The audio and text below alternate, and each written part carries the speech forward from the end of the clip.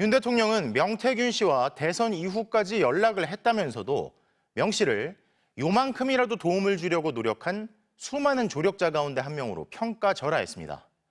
그러면서 대선 이후 연락을 끊었다는 등의 당초 대통령실 해명들이 거짓으로 드러난 책임은 참모들에게 돌렸는데요. 동시에 해명이 거짓임을 입증한 육성 파일에 대해서는 조작 가능성까지 언급했습니다. 김지경 기자입니다. 기자회견 초반, 바로 명태균 씨에 대한 질문이 나오자 윤석열 대통령은 조금 설명을 자세히 하겠다며 작심한 듯 나섰습니다. 먼저 본인도 김건희 여사도 대선 이후에 명 씨와 연락한 건 맞다고 했습니다. 요만큼이라도 자기를 위해서 도움을 주려고 노력한 사람에 대해서 그렇게 매정하게 하는 것이 뭐하고, 저도 또 본인도 좀 섭섭했겠다 싶어서 제가 그때 전화를 받아줬다고. 하지만 잘못 알려진 것도 많다면서 민주당이 공개한 통화 내용에 조작 가능성을 언급했습니다. 민주당에서 뭐 그걸 공개를 했는데 그게 뭐 무슨 짜집기가 됐느니 뭐 소리를 집어넣었느냐, 그러면 그걸 가지고 대통령이 맞네 아니네 하고 그걸 다퉈야 되겠습니까? 명 씨와 두 번만 만났다.